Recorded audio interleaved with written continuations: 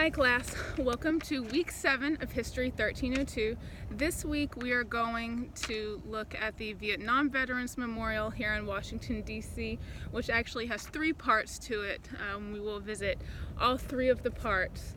Now, at each entrance to this memorial, there is a covered box that has a directory of all of the names that are on the memorial. So visitors who are searching for a specific name will be able to find the panel that the name is on. Otherwise, it would take quite a while with the names. You'll see how vast this memorial actually is. Now, this memorial was built in the early 1980s. The Americans were involved in Vietnam from 1954 to 1975. And we'll start walking into the entrance here of the memorial. Flip this around so we can see. Now, as you start walking, you will go deeper into the ground. It is a ramp. It's the very accessible, and as you go deeper into the ground, the panels that have the names on them do get taller to accommodate for everything. It is in a V shape,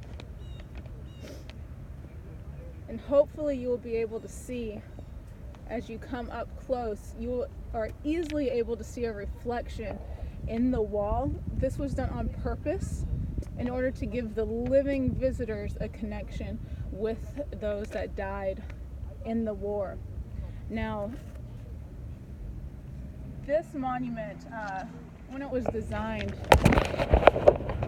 it was open for any American citizen to create a submission for the monument, and the winning submission out of over 1,400 was by a 21-year-old Yale undergraduate student, Maya Ying Lin, who was a first-generation Chinese American.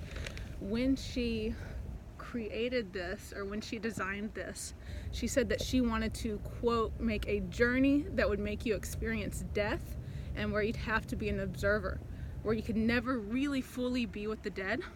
It wasn't going to be something that was going to say, it's all right, it's all over, because it's not.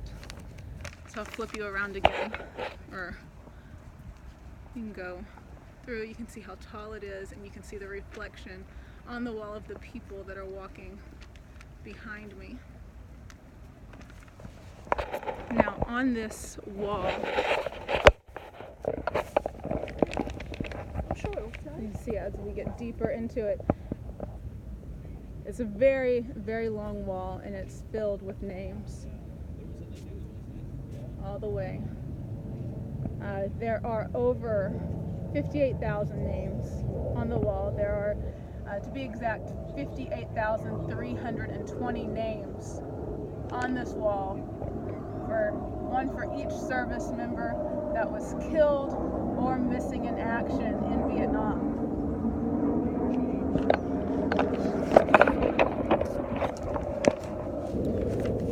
Now, as all of you are reading this week, the war was extremely controversial in America. Some people were very against it. There were protests against it. It was a very tough time in America's history. And when the wall was built, the memorial wall for the veterans was built, it was also very controversial. Hi, excuse me.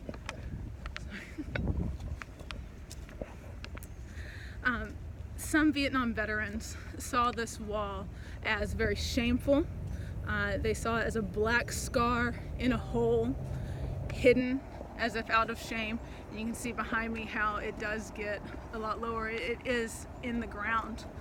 To make it more acceptable, more honorable, some Vietnam veterans wanted a flag, and they wanted a statue put in the center of the memorial, and they wanted the black wall to be white instead.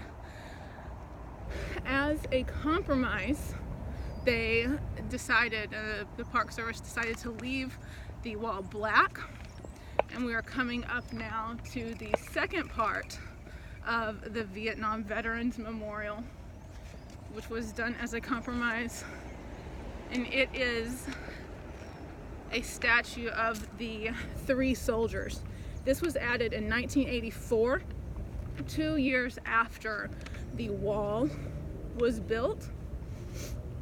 And you can see where we are in relation to the wall now, just behind me.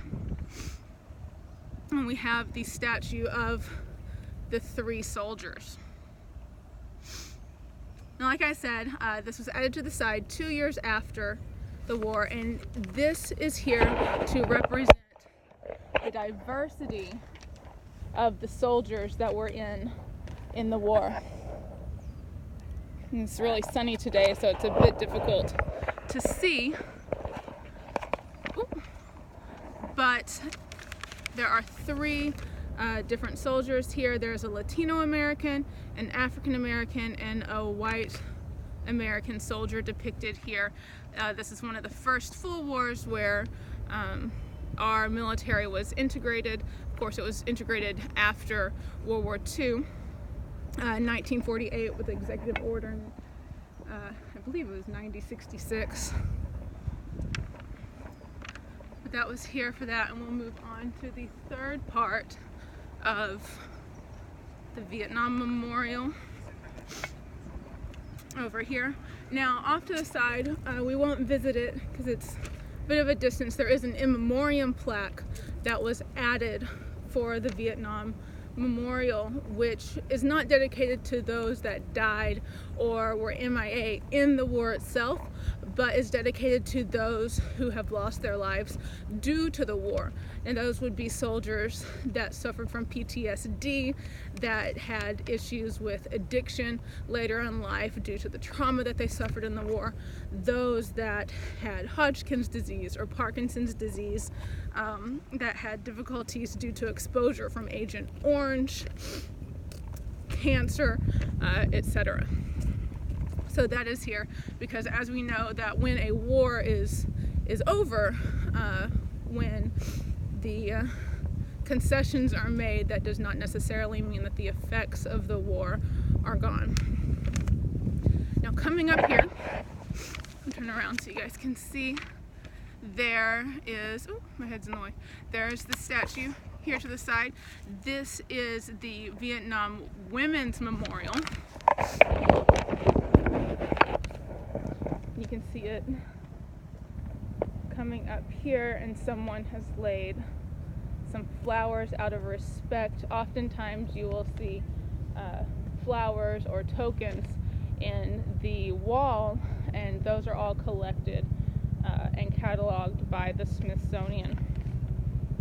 So here in this statue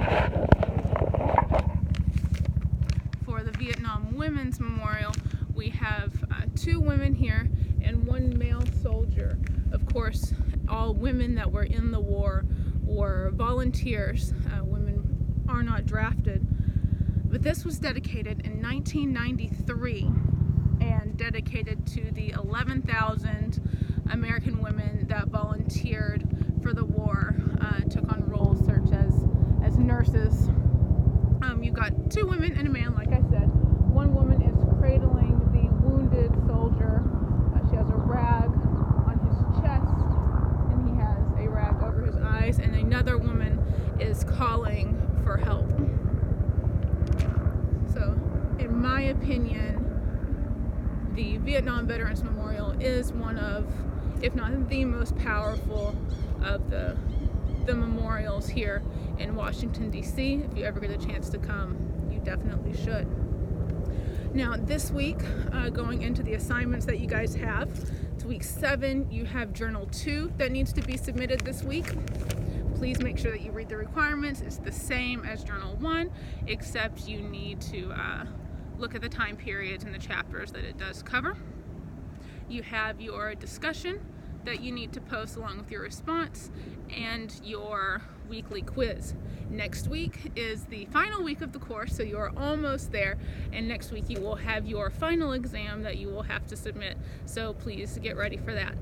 And as always, if you guys have any questions or you have any concerns, need anything from me, please reach out to me. I'm here to help. Have a great week. Bye.